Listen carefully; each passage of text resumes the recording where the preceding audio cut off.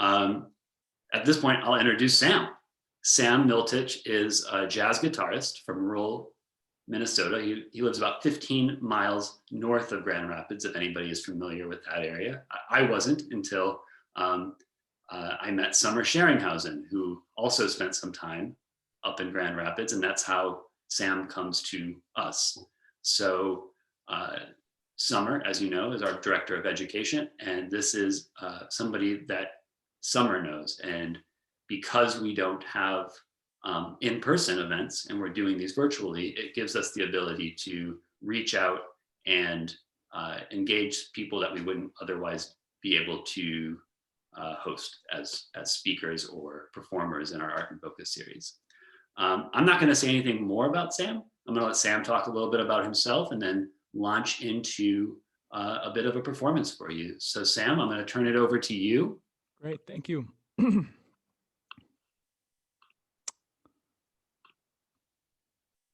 All right. Thank you so much. First off, thanks for having me, and a huge thank you to Summer for inviting me to this event. And you're seeing the inside of our new house here in northern Minnesota. So I think before I do much speaking, I'm going to just jump into the music, because sometimes I like to let the music speak for itself. So this is a little medley that I put together of 3 songs: Who Can I Turn To, My Foolish Heart, and My Romance.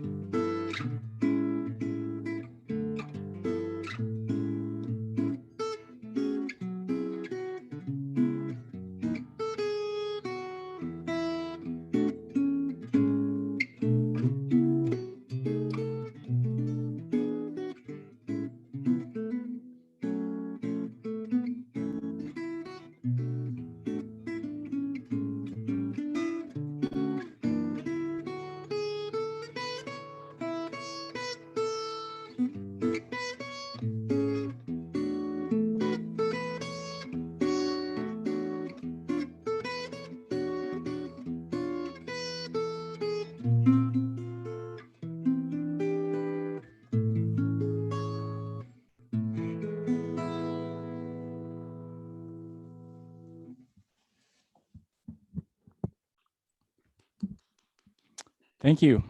I just wanted to make you feel at ease, Sam. Give you a little clapping. Yes, thank you. I have to say I've done a few of these events, and it's very strange to have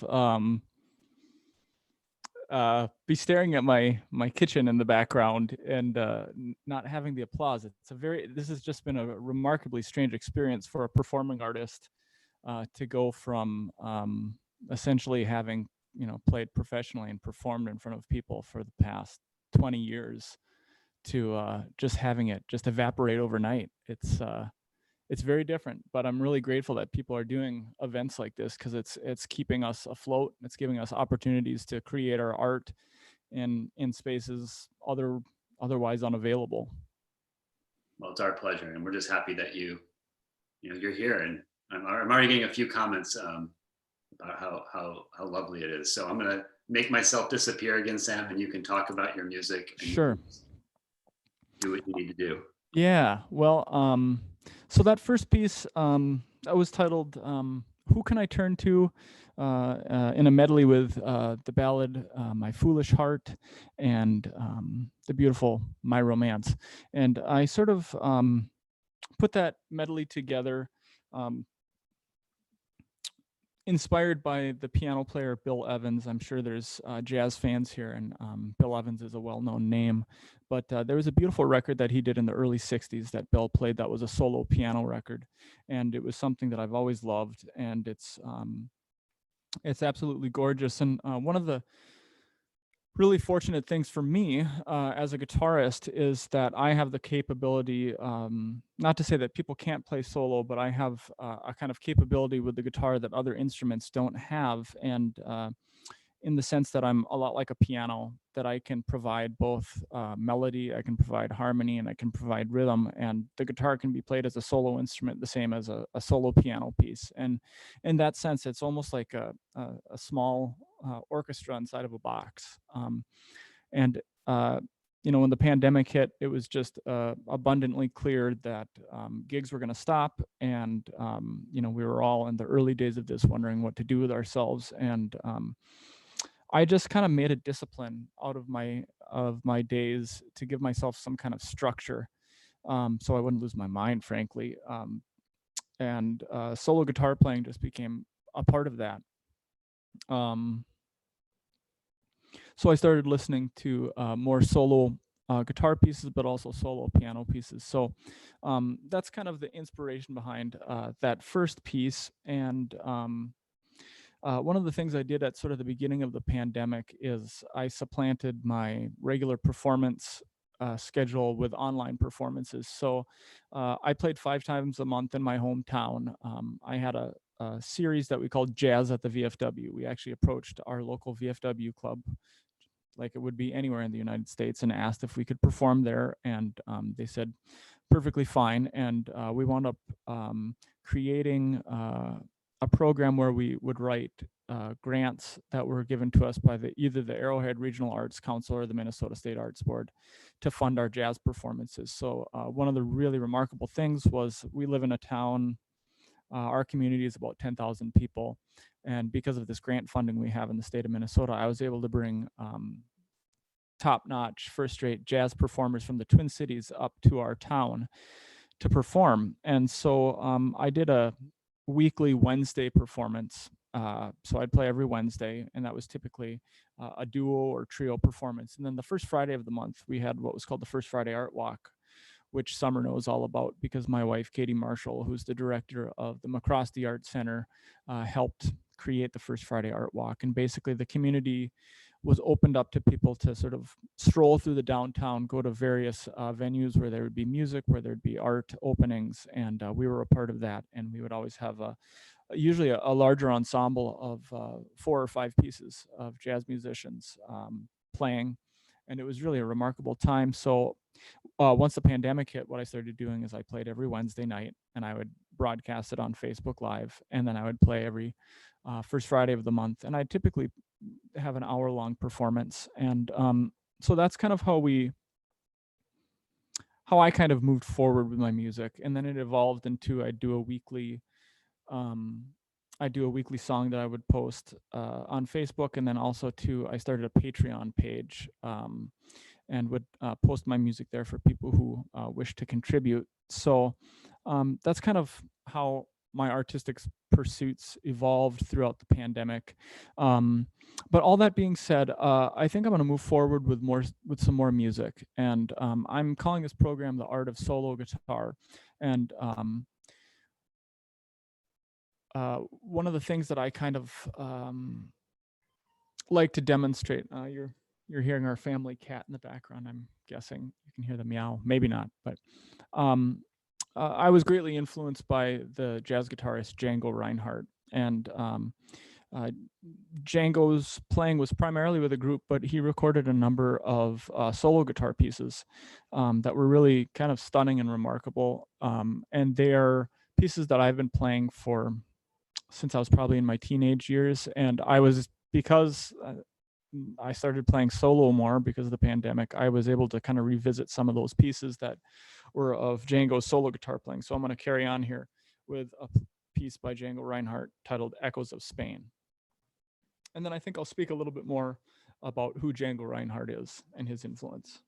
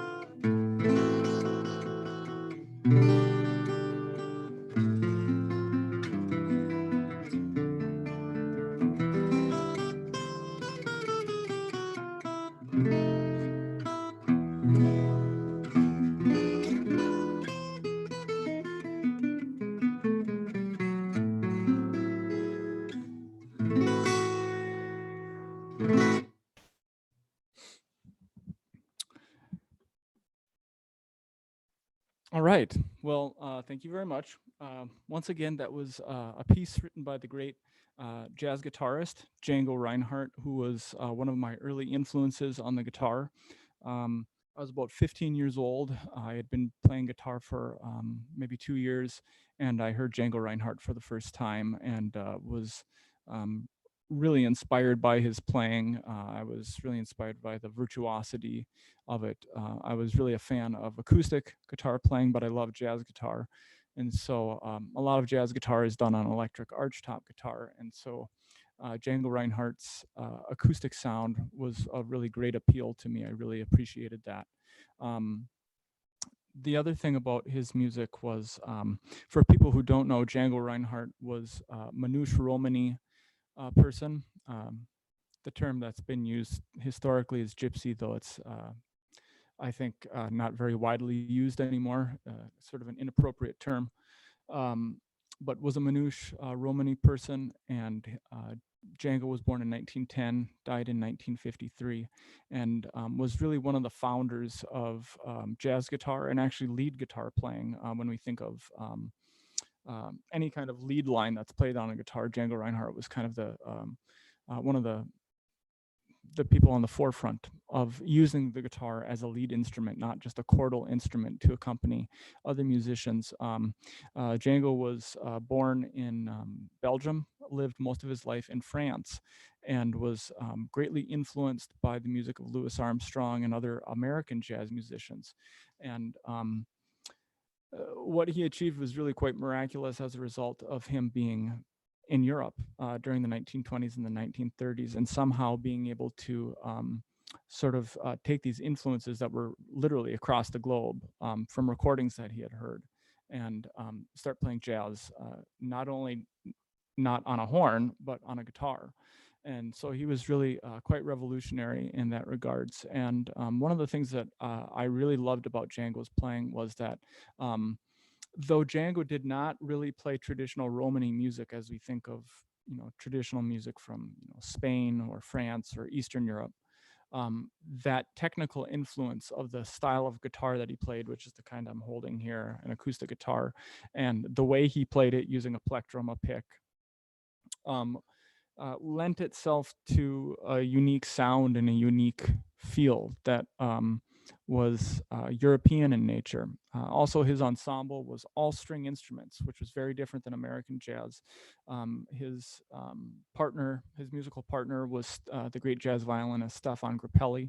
They had a group called the Quintet of the Hot Club of France, and that group was comprised of two acoustic rhythm guitars that looked like this, a lead guitar, violin, and upright bass. So no piano, no horns, no drums.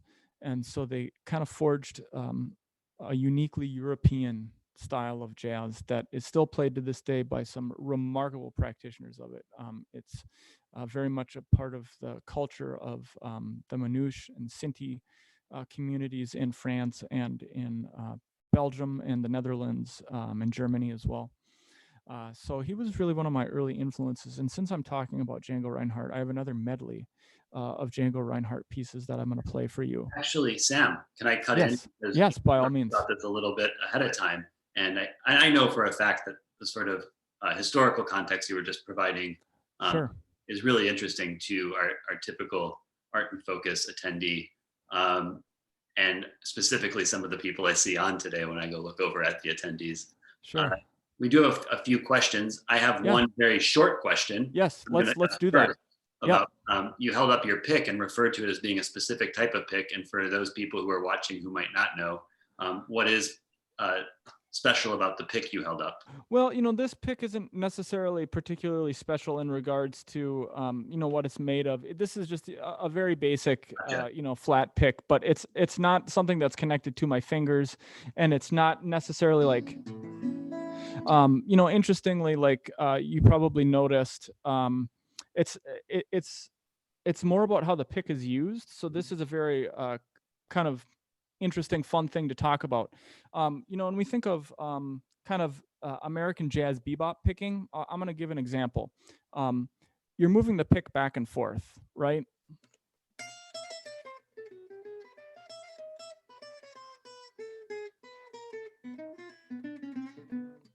Something like that.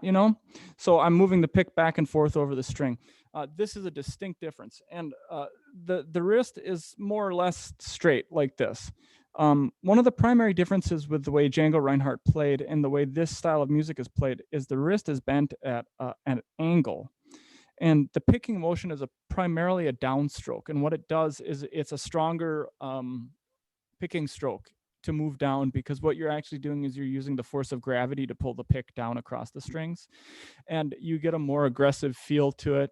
And what it does is, when I think about rhythm, uh, there's 4 beats in a measure for in 4/4 time, but I don't think of a beat as just a singular thing.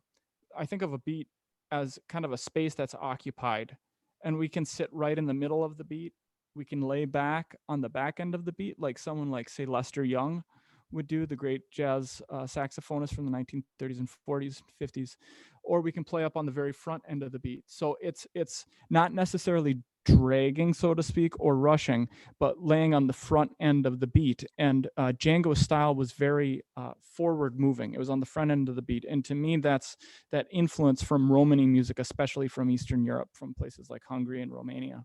And so I'm going to just give an example of the kind of picking style that Django Reinhardt would use.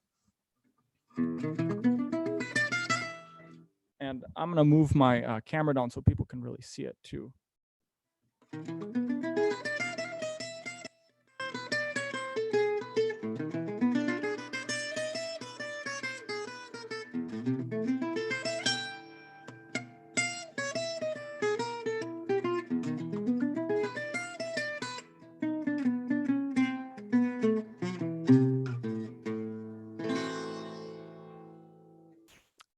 Could you guys hear that okay?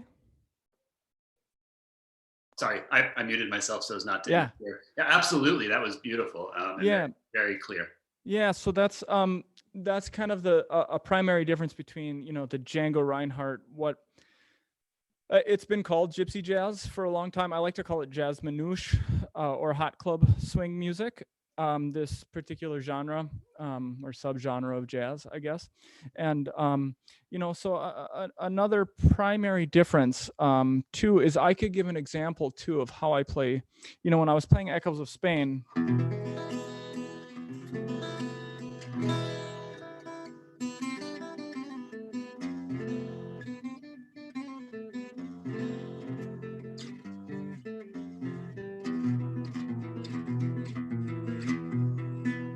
I'm using that technique. Okay. But I think since we're on the topic of solo jazz guitar, and we were talking about picking technique and fingers versus pick, maybe now would be a good time to give a demonstration of a sort of the flip side of a coin, perhaps. Great. Have at it. Yeah. Okay. Great. And then after that, if we have some questions, let's tap into those. Great. Okay. So before I play, what I'm going to say about this is another one of my great influences on guitar is Joe Pass. Grew up with a Joe Pass record in my dad's record collection with Joe Pass and Stefan Grappelli, with bassist Niels Henning Orsted Pedersen and jazz pianist Oscar Peterson. And so I just grew up loving Joe Pass, and Joe Pass is like kind of the father, the king of, you know, American bebop style guitar. And he was really just a magnificent solo guitarist. And he became a solo guitarist just by sort of a stroke of necessity, where he was on a tour with jazz at the Philharmonic. And they said, you know, go out there and play some solo guitar. He said, I don't really know how to play solo on a guitar. And they said, just go out there and do it. So he just kind of created this style. And it's very different than Django Reinhardt. This is a little piece that maybe is appropriate. It's titled Georgia on My Mind. And it's a beautiful tune. And I'm going to show sort of a difference in technique. And instead of using a pick primarily, I'm going to stick the pick inside my mouth so I can grab it. But I'm going to use my fingers and do sort of a Joe Pass style, finger style technique. This is coupled with an arrangement that I learned from a jazz guitarist from Scotland who's still alive and well, named Martin Taylor. And then it segues into a more Joe Pass feel. And then I'm going to break down that technique of how I go about creating that arrangement. So, Georgia on My Mind.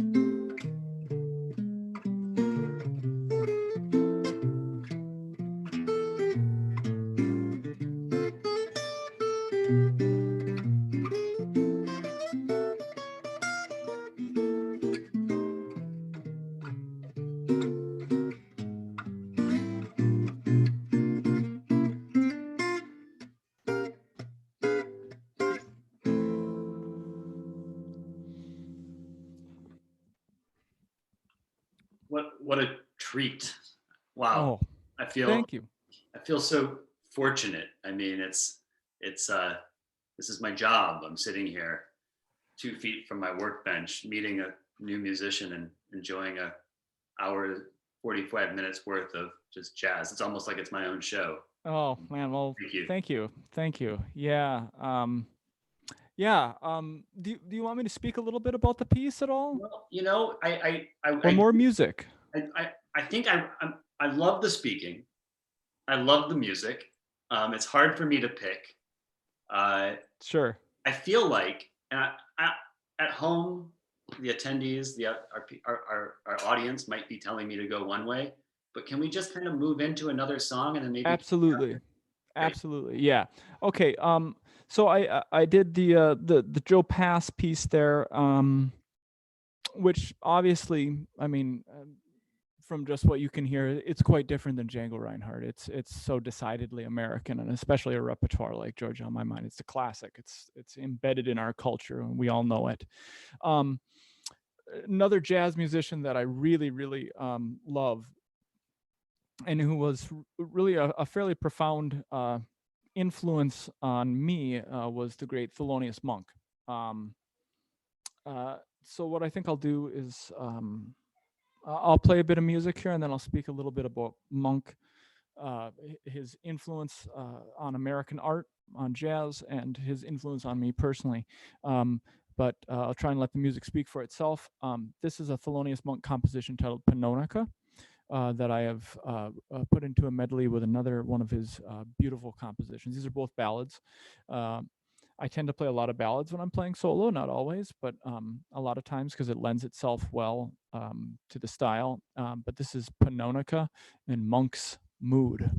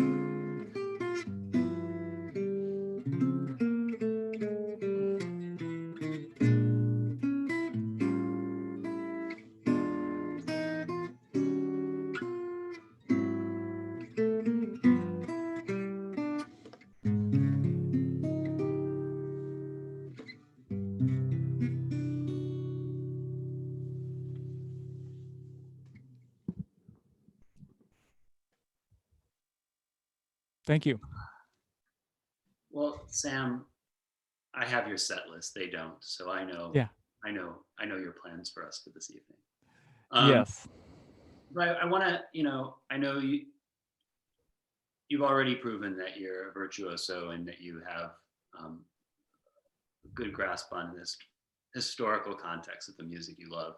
Um, and I want to give people an opportunity to maybe start thinking of their questions. They can raise their hand if they want to ask something. But I want to ask you something we haven't touched upon yet tonight, which Yes. is a part of your story that you shared with us, which is that you have a disability that hindered your music playing, and perhaps more profoundly was something that kind of existentially or spiritually you came up against. And I thought maybe it would be a benefit to talk a little bit about that in relation to your music. Yeah, I think it's really, and I'm happy to talk about it because one of the things that I've learned through my experience is that not much good comes from suffering, but some does, which is our capacity for compassion and our ability to connect to other human beings. And suffering is one of those common things that we all share, though our suffering may be different. We all encounter it in our lives. It's just a fact, and it's how it is. And I kind of like the phrase, "We can become bitter or we can become better." And I think there are two divergent paths of sort of anger and resentment or growth. And I've chosen to grow from it. I do consider myself a disabled artist. Uh, I'm diagnosed with schizophrenia. I have paranoid schizophrenia, and I'm unilaterally deaf.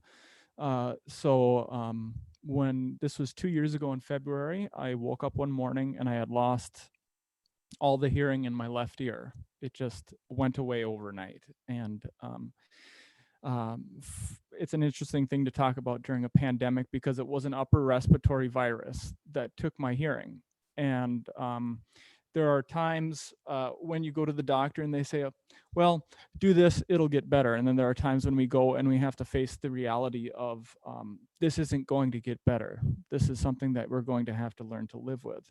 And for some people, maybe becoming unilaterally deaf in one ear, if they lead a quiet life, that's perfectly fine. I don't know. But for me, it was a serious existential crisis because when it first happened, um, sudden and severe hearing loss it's more than just losing your hearing. It was what happened to me was I had an upper respiratory virus, and uh, I wound up losing all my hearing. And when I woke up that morning, I had this sound inside my head that I didn't understand. I didn't understand what was happening. I had no clue. I had no context for what was going on. All I knew is that I couldn't hear, and there was this sound that was going on. And I thought, maybe I forgot to take my medications last night because I have schizophrenia, and one of the symptoms of my schizophrenia is hearing voices and having auditory hallucinations. So my first thought was, maybe this is some kind of bizarre hallucination that I'm having. I had a performance that I needed to be at that day, and the following day I would be getting on an airplane, flying to Florida, and doing a performance with the last bassist that played in the Duke Ellington Orchestra. So slightly high profile to be playing with a jazz legend. This is bassist John Lamb, and me and my musical collaborator, dear friend, we'd be flying down to Florida together the following day. But I got to her house in Minneapolis. I said, something's wrong. I can't hear out of my left ear, it wound up, she said, well, let's just try and get to the gig. And on the way to the gig, I got really sick. And I said, I have to go to the emergency room. And I was diagnosed with, they just said, well, take some Afrin, put it up your nose and see if your ear unclogs itself. And that certainly wasn't the case. So eventually a week went by without treatment, which is a big mistake. And I wound up coming home to Minnesota, and we sort of take for granted what our ears and our senses do for us. Our senses are our portals to the world. It's how we perceive the universe. And the way I felt when I lost my hearing in my left ear was that one of the portals to the auditory universe had shut down, and only half of that universe existed anymore. And it set off a series of visual hallucinations for me. When I talked to an occupational therapist about it, she said the eyes and the ears are very closely linked.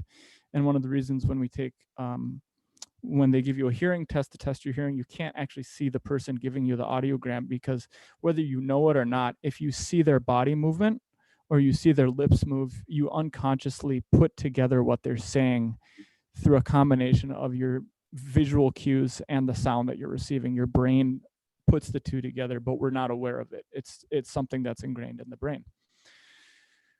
And I returned to Minnesota, and I remember a very long and dark car ride in cold February Minnesota winter, going to Duluth, Minnesota to see an ENT, and honking on my nose, thinking something would change. Nothing's changing, and they say, "Well, we need to give you an audiogram." He looked in my ear. He said, "There's no fluid in your ear," and I went, "Oh, what does that mean?" And they said, "We need to give you an audiogram." They gave me the audiogram, and I came out and I said, "Well, what's the deal? What can we do to fix this?" And he said, "Well, you're profoundly deaf in your left ear." I said, "Well, what do you mean?" I think I stood up and screamed an expletive at him out of shock and horror. And I said, "Okay, well, what do we got to do to fix it?" And he said, "Well, we can give you some steroids. It might come back, it might not."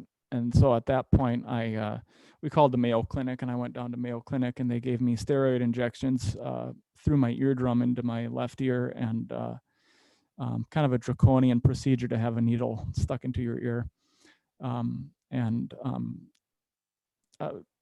It didn't work. Nothing really came back. And so I've been unilaterally deaf since that time. But as a result, I have tinnitus in my left ear. So I hear these sounds that are actually the electrical signals of my left auditory cortex that I'm now hearing instead of the world. And tinnitus is essentially the same bodily process as a phantom limb. When the limb is removed, the brain still has in its pathways that the limb is there, even though it's gone. And so there's still an ache in something that no longer exists. And the same is true of tinnitus. The brain begins to make up sound if there is not auditory input going into that part of the brain. And then I suffered other physical effects from it, which are, we don't realize how much our ears affect our sense of balance. So vertigo is a symptom of it, which is really an unpleasant feeling to have the room spinning around you while you're lying still. Our ability to locate sound is determined by our ears, and so I don't have any ability to locate sound. And so there was this existential crisis of, my God, what if I'm sleeping and my bad ear is up and there's a fire and I can't hear the fire alarm? What happens if my children yell for me and I can't find them? What if there's danger? What if I'm on a Boundary Waters trip and I'm trying to find someone by sound in the wilderness on a canoe trip and I can't find them? And one of the things that also occurred to me is how much emphasis as humans we put on our eyes as our perception to the world, and how important our vision is to us.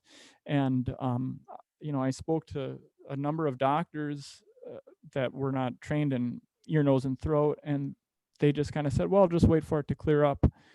Whereas when you speak to an ENT, they'll tell you, if you can't hear out of your ear, that's a medical emergency. If you couldn't see out of one of your eyes, would you be as casual as not hearing out of one of your ears? Sam, I mean, yeah, I'm hearing you. I can't even imagine going through it. And I guess what I'm thinking here, and I wonder if other people are, is how does it come, like, how do you come from there to a place where you're making music again? And It was, just kind of maybe just, because, we're reaching the end here, and I kind of want yeah, maybe for you to play us out for a little bit. But yeah, like, there's a big gap there, I think, that in that narrative, yeah. I think a Th- lot of us are probably wondering about. there is a big gap, and what I can say is I'm actually I'm actually working on a personal memoir right now. I'm writing, and I'm sort of telling my story, and I'm calling it "Acceptance, Adaptation, and Gratitude" is the working title of this piece. And it's been almost 2 years, and it was the most painful and challenging year and a half of my life to go from this experience. I mean, I thought to myself when it first happened, when they told me, I thought, okay, well, I'll have to turn my head. Okay, big deal. I wasn't aware of these physical maladies. Like there's this thing called hyperacusis, which is incredible sensitivity to sound going in your ear, where it actually is painful for sound to go in your ear. So I went through this crisis of what was my greatest joy has become my deepest pain. I hear music and I'm in pain. How do I reconcile this? This is my life's work. I've been playing music since I was 4 years old. What is the meaning of this? How could this happen? How can I accept this? This is an unacceptable thing for me to have dedicated, 20 years of my life to the guitar. And then overnight this has happened. And it came down to a basic kind of a tenacity that no matter what, I was going to find a way to do this. Well, And so, I'm being fed a question, so I'm gonna. yeah. Was there a musician that you looked to that kind of helped? Yeah, so I wanted to get to that. There were a couple of musicians that are alive that I've been in contact with that have had these things happen. And I think that's the real moral of this story, is that whatever befalls human beings can befall us. And believe me, it's befallen someone else before you. And it's their experience and their willingness to share that experience and hold compassion for someone because of their own experience, that we can move past these things and forge ahead. One of the things that I learned is I can still do all the things that I used to do, but I had to drastically change how I did them. I had to change that process. But two of the people that I contacted and were kind enough to be in touch with me there's just a magnificent jazz saxophone player who's, really literally one of the greatest living jazz musicians. His name is Chris Potter. And I was so fortunate to be able to, I contacted his manager just via email and sort of pleaded. I said, this is what's happened to me. I heard that Chris is deaf in one ear. He has Meniere's disease. And I contacted him and this manager and said, is there any way I could, be in touch with Chris? Well, about 3 weeks later, I get a direct email from Chris Potter saying, hey, Sam, I got this message from my manager and I'm here to say I'm still playing. I still love music. This was a brutal process, but how you react to this can be as damaging as the event itself. And he said, basically you have to have a kind of a determination that no matter how hard this is now, it will get better. And it's just simply going to take time. And it was really about a year and a half of trying to figure out what's the routine of how do I manage this new disability, like anyone with a disability. So I went through occupational therapy, and I kept a journal. I kept notes of what worked, what didn't work. I kept in touch with other people in my community that I didn't know had these types of events, and finding that peer support was really profoundly helpful. And like the other thing I have to say is Summer is an incredibly close friend, because during this incredibly challenging period, she reached out to me and gave me so much support and so much love. So she has a very special place in my heart. Summer does. She's just an incredible human being, and she sort of helped me existentially, spiritually work through this crisis. And I've come to a much better place, and obviously here I am, I'm still playing. And that coupled with dealing with severe and chronic mental illness, it's two paths I have to walk, but like any path, once you know the way, then you just have to wake up every day and do it. But now I know what I need to do, and so here I am. Well, Sam, I appreciate you sharing that story with us. We had a few questions and plenty of little comments about how grateful people were to be able to share this evening with you, and that it wasn't just for me, as I stated earlier. Perfect. Normally I save my little outro for the very end, and I'm the last thing people hear. I want to make sure before we wrap up tonight that I make it clear to everybody, because I don't think I did at the beginning, that putting together this year's, not just Sam today being here with us, but putting together this year's Art in Focus schedule was a collaborative effort between myself and Summer Sheringhausen. And when I say collaborative, it means we carried over a few things from my schedule last year that got canceled, and then summer provided all the new events for this year. So it's a collaboration in that summer did most of the work this year. My favorite kind of collaboration that I'm part of. The other person does all the work. We will have another Art in Focus in 2 weeks. It's back to our normal schedule. It'll be on the 22nd of, am I right about that? That's, no, 21st. It's be on the 21st. And then of course, Joe Rowan next week on the 13th. Tell your friends, we know what we're doing. This was, I think, decently produced. And I think that our guest today was perfect, a perfect way to kick off. And I think if anybody in our attendance list was present for Micah's first Art in Focus, yeah, I think that this is way better of a program than my first Art in Focus. So Summer wins. She scheduled the best first Art in Focus between the two of us, and I'll concede to her. Sam, I don't ever get to say this. This is why I gave my spiel now. Yeah. Do you mind 1-2 minutes? We're right at 8 o'clock. Just playing us out. Yeah, absolutely. Yeah, let's see here. What am I gonna do? Just looking over here. I think I'll do kind of a little version of there's a great jazz guitarist named Lenny Bro, who was a wonderful solo guitarist and an influence on me, and sort of the Bill Evans of guitar. So I'm gonna do a little medley of or a little arrangement of the Days of Wine and Roses. Thank you.